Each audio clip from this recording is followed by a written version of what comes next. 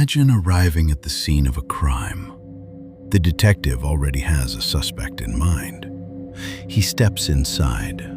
A muddy footprint, an open window, a broken coffee mug, a receipt lying on the floor. None of it proves anything. Not yet. But something remarkable begins to happen. Every clue starts pointing in the same direction. The footprint becomes evidence.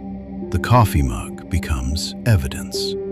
The open window becomes evidence. Even the things that don't quite fit begin to feel less important.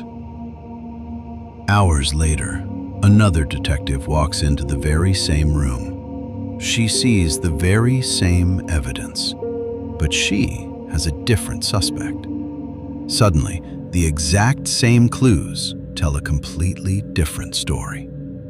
The footprint means something else. The coffee mug means something else. The open window becomes almost irrelevant. Nothing in the room changed, only the story inside the observer's mind. We like to believe that we collect evidence and then form opinions, but often the opposite is true.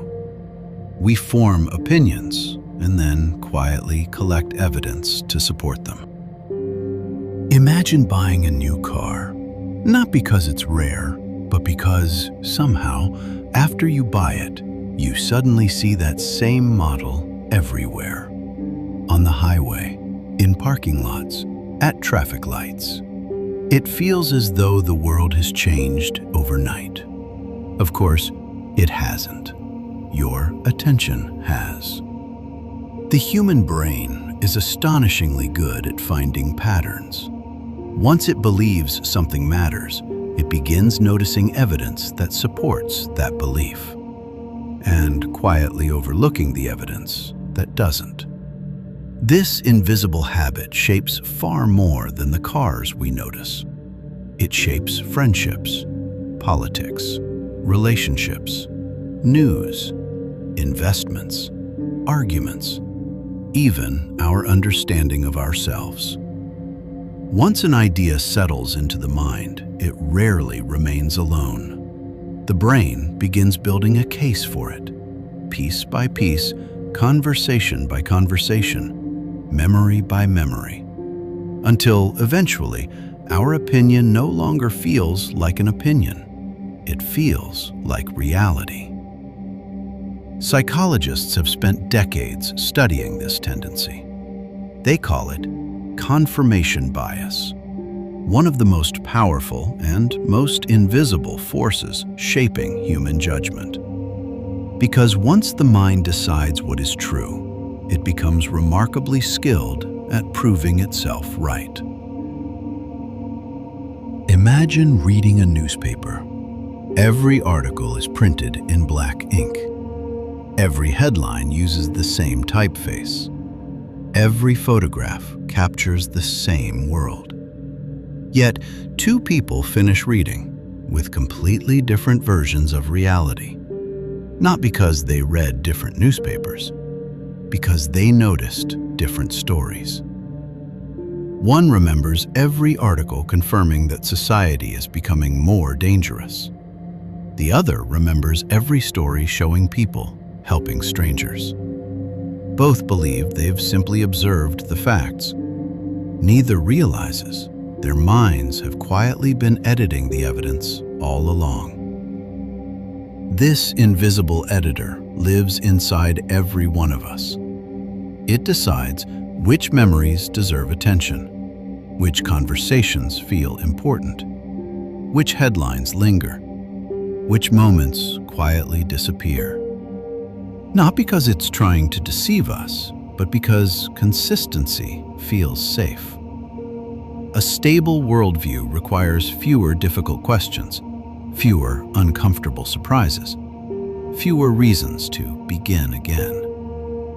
The remarkable thing about confirmation bias isn't that it changes what we see, it's that it changes what we remember seeing. And over time, those carefully selected memories become the foundation of certainty. We begin saying things like, "I knew it all along. That's exactly what I expected. I've always said that," not realizing how many moments quietly disappeared from memory because they didn't fit the story. Perhaps the greatest illusion isn't believing something that's false. Perhaps it's believing that we've considered all the evidence. Imagine hearing a sudden rustle in the bushes. You don't know what caused it. It could be the wind, it could be a rabbit, or it could be something dangerous. For most of human history, hesitating carried consequences.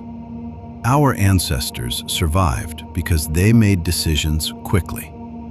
The brain learned an important lesson. When uncertainty appears, choose the explanation that feels safest. That instinct served us remarkably well. It helped us recognize faces, predict weather, remember dangerous places, protect the people we loved. The problem is that evolution prepared us for a world of immediate physical threats, not a world overflowing with information. Today, the dangers are different. Instead of rustling bushes, we face endless headlines, social media feeds, news alerts, opinion pieces, videos, podcasts, conversations. Every day, our brains must sort through thousands of competing ideas. Doing that from scratch every morning would be exhausting. So the mind creates shortcuts. Beliefs become filters. They decide what deserves our attention before we even realize we're paying attention. Once that filter is in place, confirmation becomes surprisingly easy. We notice the articles that agree with us. We remember the conversations that support us. We share the stories that reinforce us. Meanwhile, contradictory evidence quietly slips past, almost unnoticed. Not because we're dishonest, not because we're unintelligent, because attention itself has already chosen what to see. The remarkable thing about confirmation bias is that it rarely feels like bias. It feels like observation. Imagine working as a cashier. You greet hundreds of people every week. Most smile politely. Some barely look up. A few seem impatient. One customer leaves believing that cashier was unfriendly. What they never see is the phone call received 10 minutes earlier, the family member in the hospital, the sleepless night, the growing anxiety, the quiet effort required simply to stand behind the register and keep smiling. The customer isn't cruel. They're doing exactly what the human brain was designed to do, taking incomplete information and transforming it into a complete story. The remarkable part is how quickly those stories become memories. Not, "I met a cashier," but "I met a rude cashier." The uncertainty disappears. The story remains. Confirmation bias doesn't simply influence what we notice. It quietly edits what we remember. Over time, those edited memories become evidence. Evidence supporting beliefs that were built from incomplete information in the first place. It's like assembling a puzzle while quietly throwing away every piece that doesn't seem to fit. Eventually, the picture feels complete. Not because every piece is present, but because we've stopped looking for the missing ones. If confirmation bias is part of being human, does that mean we're trapped by it? Fortunately, no. But escaping it requires something surprisingly difficult: curiosity. not curiosity about proving ourselves right. Curiosity about the possibility that we might be wrong. That single shift changes everything.